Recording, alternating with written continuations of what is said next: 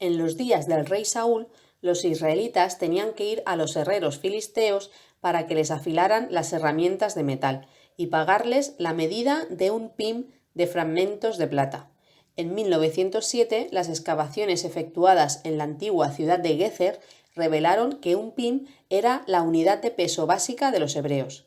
No obstante, el pim desapareció y quedó en el olvido.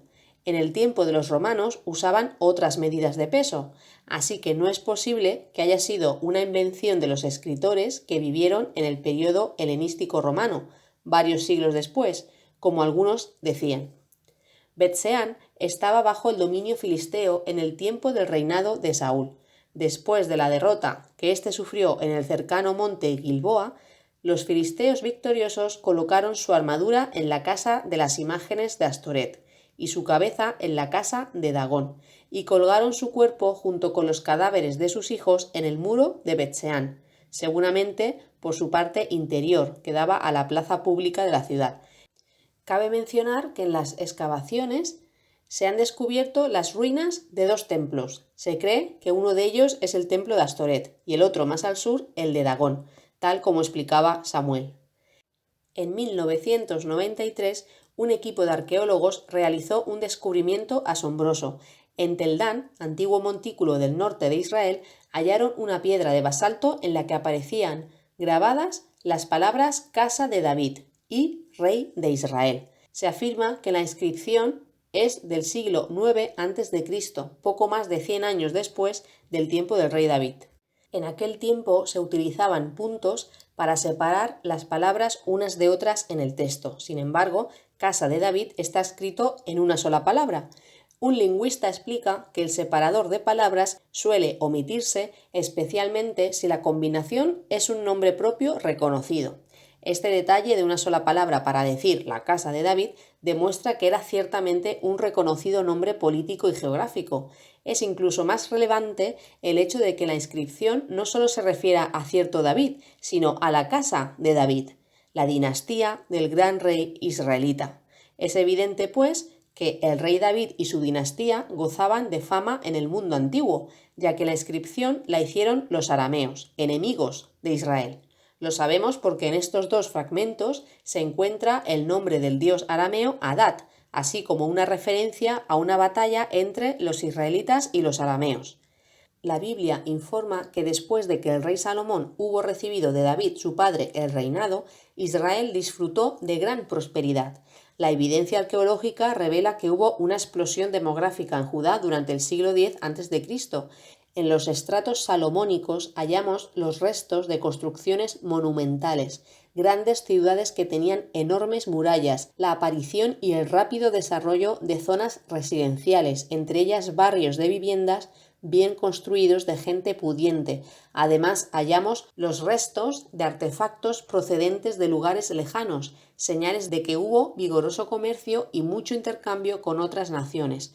Otro ejemplo son los sólidos muros de las ciudades, construidos de piedras grandes, cortadas en bloques rectangulares y acopladas con precisión. Por contraste, los muros de ciudades de países vecinos de Israel habían sido construidos de ladrillo y madera. Si lo comparamos con Ur, nadie se esforzó por trazar planes urbanos. Las calles sin pavimento, muchas de las cuales eran callejones sin salida, formaban un laberinto en el cual hubiera sido fácil perderse. En cambio, las ciudades reconstruidas para la época de Salomón evidencian cuidadosa planificación, pues las casas estaban en hileras ordenadas y los caminos habían sido trazados con sumo cuidado.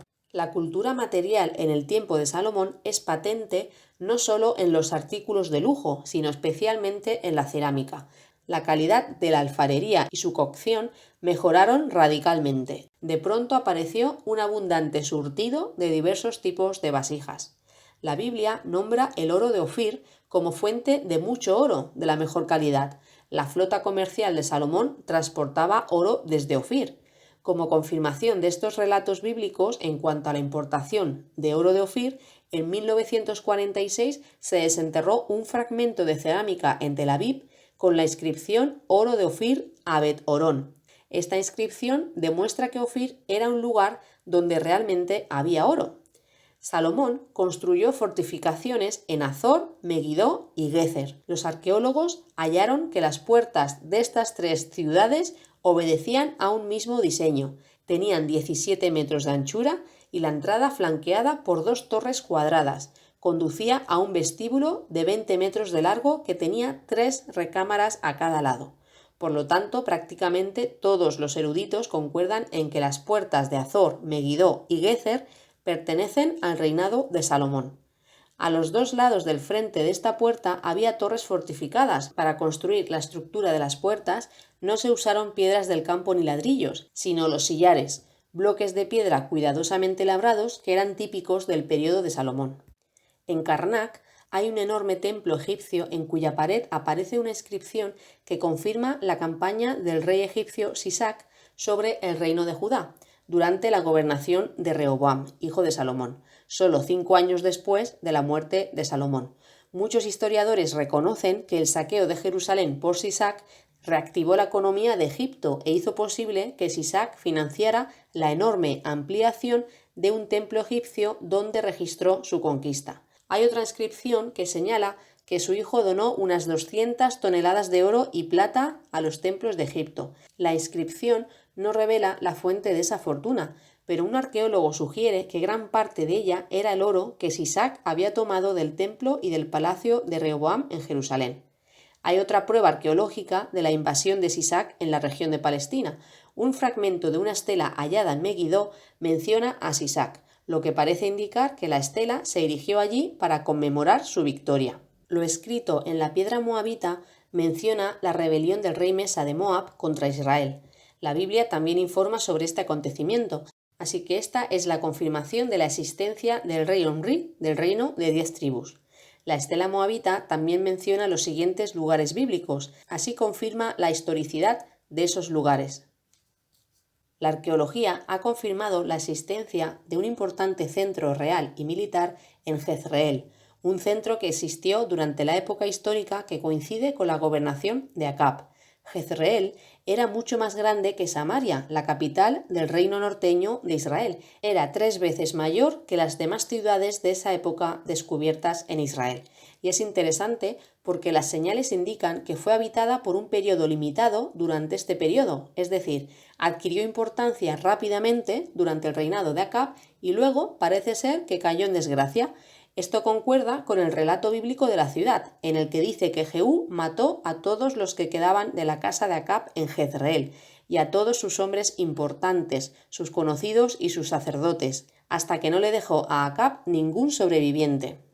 Durante el reinado de Acab se hace mención de la reconstrucción de Jericó, posiblemente como parte de un proyecto de fortalecimiento del control de Israel sobre Moab.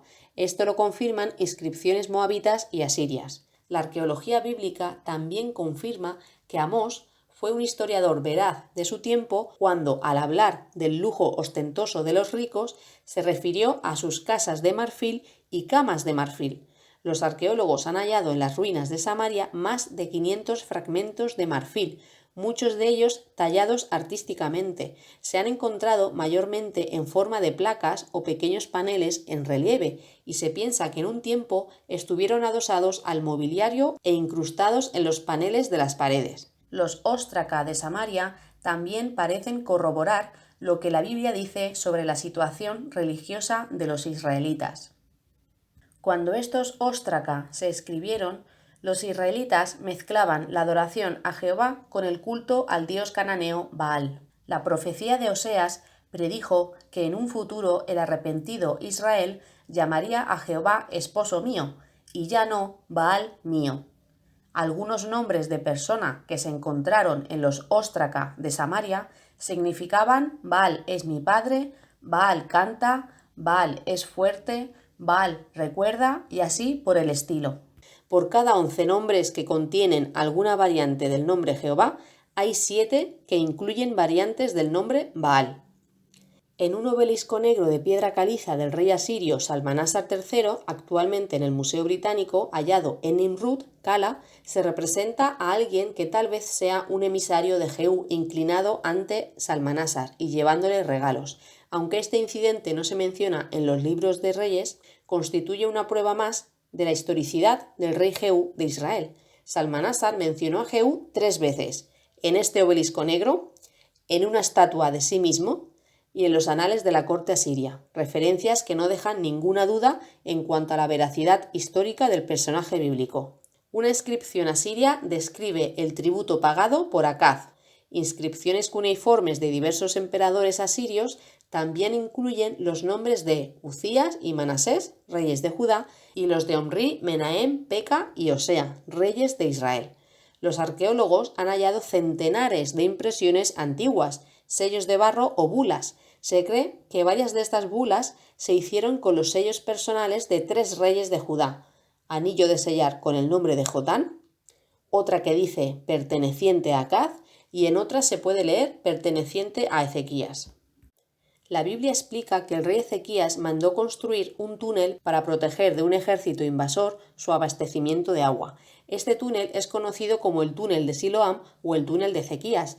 Resultó de gran interés la antigua inscripción hallada en la pared del túnel, escrita en hebreo primitivo, y que narra la perforación de dicho túnel e informa de su longitud. Esta inscripción se usa como punto de referencia para fechar otras inscripciones hebreas que se han encontrado. Hasta ahora, ninguna construcción bíblica de la Edad de Hierro está mejor datada que el túnel de Siloam. Fue una verdadera hazaña de la ingeniería, pues la diferencia de alturas entre los dos extremos es solo de 32 centímetros, a pesar de su longitud, 533 metros. El prisma de Sennacherib, hallado en Nínive, narra su campaña militar llevada a cabo durante el reinado de Ezequías, rey de Judá, a quien mencionan por nombre. Llama la atención la versión de Sennacherib. Primero menciona el sitio de Jerusalén y después presenta el asunto del pago del tributo de Ezequías, mientras que el relato bíblico muestra que fue lo contrario. Primero Ezequías paga el tributo y después el rey asirio sitia Jerusalén, a pesar de haber pagado. Este orden en los acontecimientos parece un velo para cubrir algo que no desea mencionar. El registro bíblico muestra que Sennacherib volvió rápidamente a Nínive después de lo que Dios hizo con sus tropas, así que el relato invertido de Sennacherib sitúa de manera conveniente el tributo de Ezequías.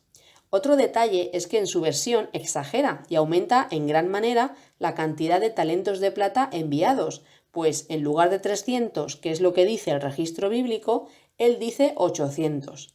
Ciertamente es significativo que las inscripciones antiguas y los registros no hablen de campañas posteriores de Sennacherib en Palestina, aunque los historiadores afirman que siguió reinando otros 20 años.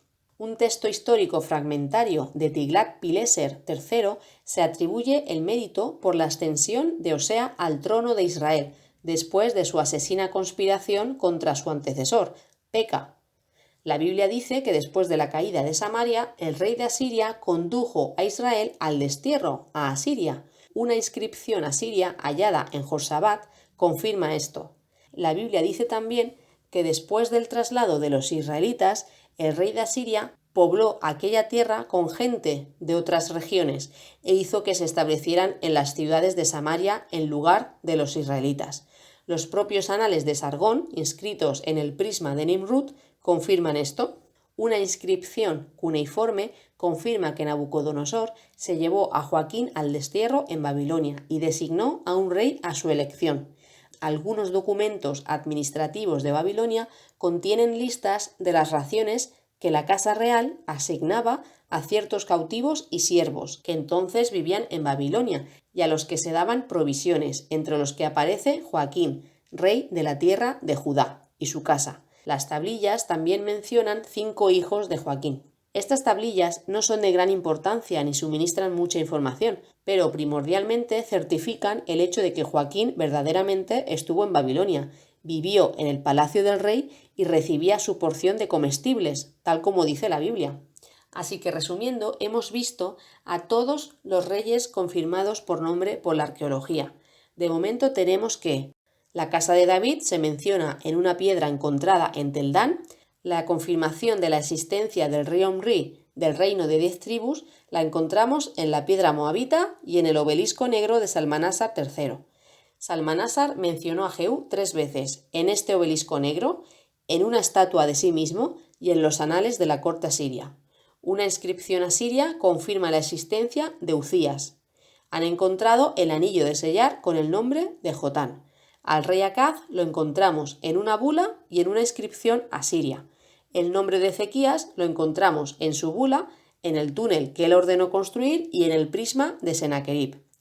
Manasés, Menahem, Peca y Osea aparecen en inscripciones cuneiformes de diversos emperadores asirios. Joaquín aparece en las listas de las raciones de la Casa Real de Babilonia.